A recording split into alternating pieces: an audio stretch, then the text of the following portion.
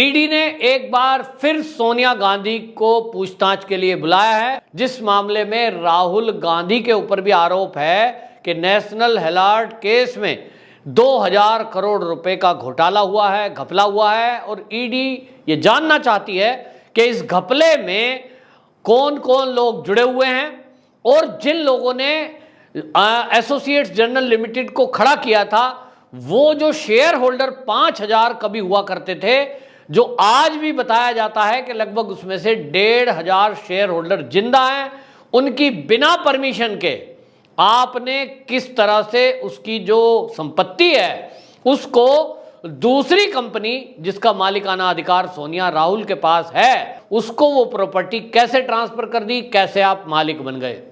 इन सवालों का जवाब जानने के लिए ईडी बार बार पूछताछ कर रही है, लेकिन कांग्रेस के राहुल गांधी और सोनिया गांधी ईडी के सवालों का जवाब देने के बजाय अपनी पार्टी के कार्यकर्ताओं को सड़क पर उतारकर ईडी के ऊपर दबाव बना रही है। वहीं जो कांग्रेस के लीडर हैं उनको यह कहा गया है कि आप वक्तव्य दें और जो मोदी जी हैं और अमित शाह इनके ऊपर सवाल उठाएं। मल्लिकार्जुन खड़गे जो कांग्रेस के वरिष्ठ लीडर हैं, उन्होंने जो तय स्क्रिप्ट है उसके अनुसार मीडिया में बाइट दी है और मीडिया में उन्होंने बोला कि जो मोदी हैं और अमित शाह ये विपक्ष को खत्म करना चाहते हैं।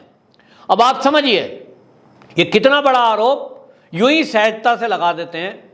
इस देश में विपक्ष को खत्म करने के लिए वो प्रधानमंत्री नरेंद्र मोदी और गृह मंत्री अमित शाह पर आरोप लगा रहे हैं कि वो ईडी का इस्तेमाल कर रहे हैं।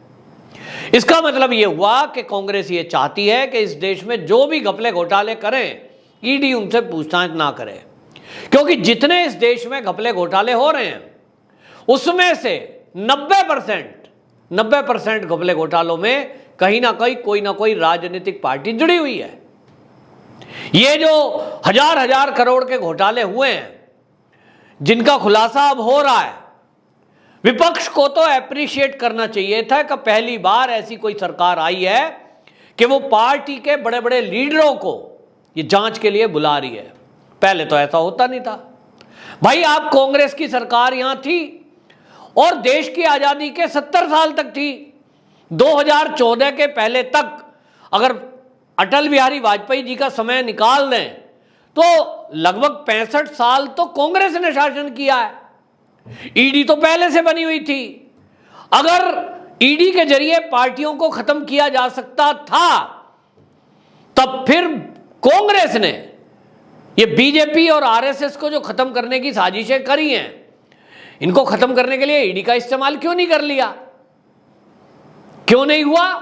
क्योंकि आरएसएस या बीजेपी आर्थिक घोटाले नहीं करते और इसलिए कांग्रेस ने लाख कोशिश की अपने शासनकाल में कि वो इन संस्थाओं को बर्बाद कर दें। तरह तरह के षड्यंत्र किए, लेकिन वो ना तो बीजेपी को खत्म कर पाए और ना आरएसएस को खत्म कर पाए। क्योंकि आप एलिगेशन लगा सकते हो, एलिगेशन कोई भी लगा सकता है। मैं कह सकता हूं प्रधानमंत्री जी गड़बड़ है, मैं कह सकता हूं सोनिया गांधी ने भ्रष्टाचार किया है, लेकिन उसे प्रूव करना पड़ेगा। और लीडरशिप जितनी बड़ी होगी, जितना बड़ा चेहरा होगा, जितना अमीर आदमी होगा, जितना कोई प्रसिद्ध पर्सनैलिटी होगी, उसके खिलाफ आरोप सिद्ध करने में पसीने छूट जाएंगे।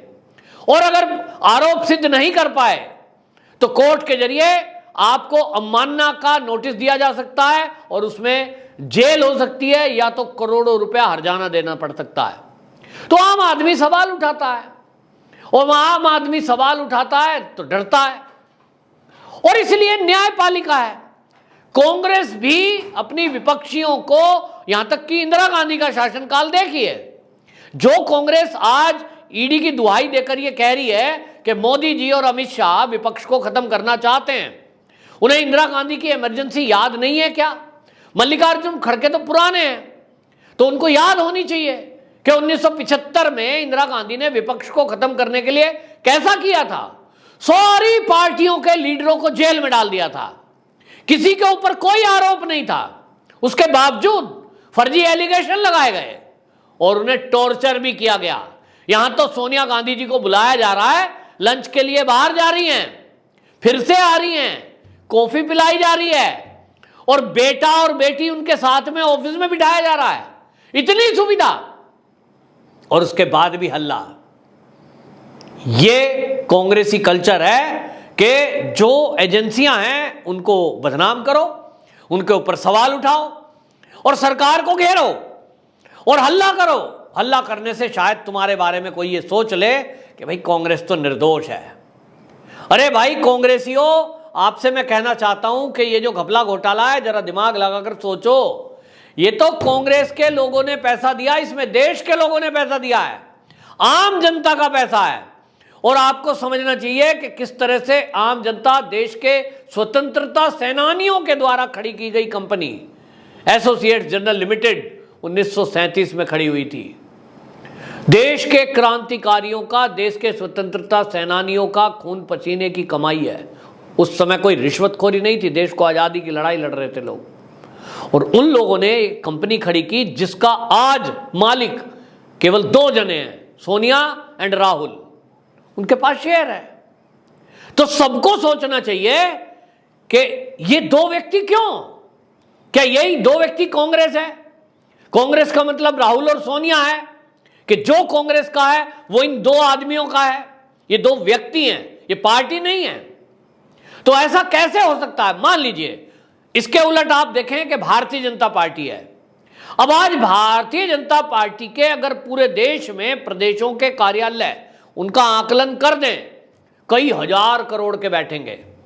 दीनदयाल उपाध्याय मार्ग जो नई दिल्ली में है, आईटीओ के पास मुख्यालय है वो बीजेपी का, अगर उसी को लें 1000 करोड़ का होगा।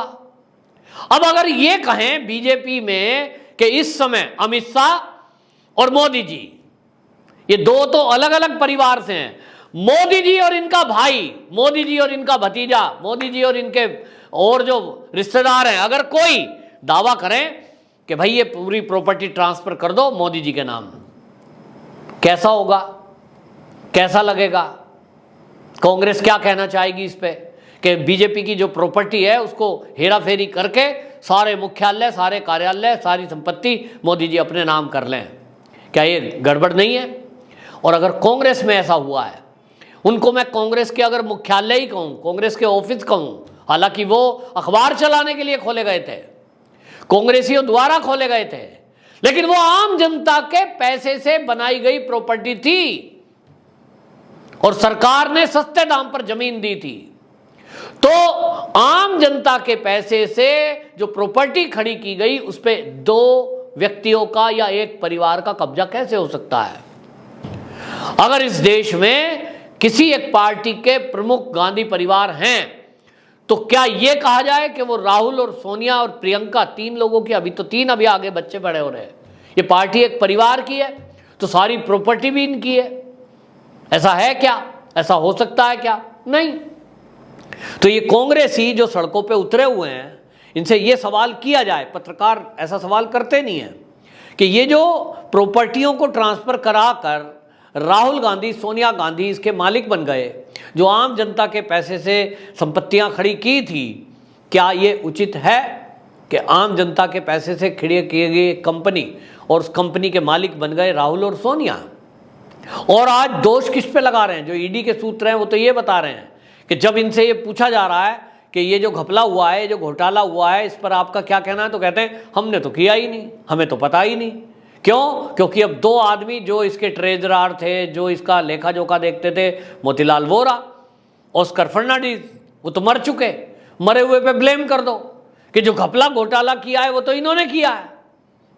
तो इसका मतलब ये हुआ कि यदि कांग्रेस पार्टी में कोई व्यक्ति अपना पूरा जीवन लगा रहा है, तन मन से काम कर रहा है, धन भी दे रहा है, और जब वो मर जाए तो ठीकरा उसके सर फोड़ दो। अब वो तो जेल जाने से रहे, ऑस्कर फर्नांडिस और ये मोतीलाल वोरा, तो इनको लग रहा होगा सोनिया राहुल को कि उस पर आरोप लगा दो। लेकिन नहीं, एजेंसियां बेवकूफ़ नहीं है। मोतीलाल वोरा और ऑस्कर फर्नांडिस यदि उनकी डेथ हुई तो उसके बाद भी वो काम कौन देख रहा था, वो भी आएगा अभी लपेटे में। कुल मिलाकर के ये जो पूछताछ हो रही है, इसमें जो कांग्रेस के लोग सड़कों पे उतरे हुए हैं, इनको जानबूझ के उतारा जा रहा है। ऐसे हमने मीडिया में बाइट देखी है, उनसे जब पूछा जा रहा है कि आप यहाँ कैसे आए, बोले जी हमारे पास मैसेज आया था, हमें वो पहुंचने के लिए कहा गया था, आइए। जबकि दिल्ली में धारा 144 लगाई गई, उसके बावजूद ये कांग्रेसी सड़कों पर उतरकर बवाल कर रहे हैं। पिछली बार तो आगाज नहीं हुई थी। सवाल यह है कि ईडी अगर पूछताछ के लिए बुला रही है, वो बेशक अगर ये मान भी लो 1% के अमित शाह और मोदी जी ने वो झूठे आरोप लगाए हैं, तो उसके बाद तो अभी न्यायालय में जाएंगे और आपके पास कपिल सिब्बल जैसे वकील हैं, आपके पास अभिषेक मनु सिंघवी जैसे बहुत बड़े बड़े वकील हैं, आपके पास अरबों खरबों रुपए की प्रॉपर्टी है, एक से एक बड़ा वकील आपके लिए खड़ा हो जाएगा। पहले वो ईडी की निचली अदालत में होगा, फिर हाई कोर्ट में होगा, फिर सुप्रीम कोर्ट में होगा, यानी सोनिया गांधी का तो एक जीवन निकल जाएगा। तो क्यों खतरा है? क्यों डरे हुए हो? क्यों जवाब नहीं देते? क्यों सवालों के उत्तर से भाग रहे हो? आप सवालों के उत्तर दो, सड़कों पे उतरने की जरूरत नहीं है। लेकिन ये कांग्रेस हर मौके को, चाहे अपराध करें, चाहे इनके ऊपर एलिगेशन लगे, चाहे इनकी जांच हो रही हो, जब भी होगा ये इस तरह का झूठ प्रसारित करेंगे ताकि इनको जनता सोचे ये बेचारे बहुत निर्दोष हैं, तो इन्होंने तो कुछ किया ही नहीं, ये तो मोदी खराब है, कांग्रेस पार्टी को खत्म करने की कोशिश कर रहा। कांग्रेस को खत्म करने की जरूरत है क्या? आज हंसी की बात है जो मल्लिकार्जुन खड़गे कह रहे हैं, मुझे उसको सुनकर हंसी आई कि वो कह रहे हैं मोदी जी और अमित शाह कांग्रेस पार्टी को खत्म करना चाहते हैं, विपक्ष को खत्म करना चाहते हैं। भैया कांग्रेस है कहां? एक केवल घर में है, घर में गांधी परिवार के घर में पार्टी बची है, मुट्ठी भर लोग बचे हैं।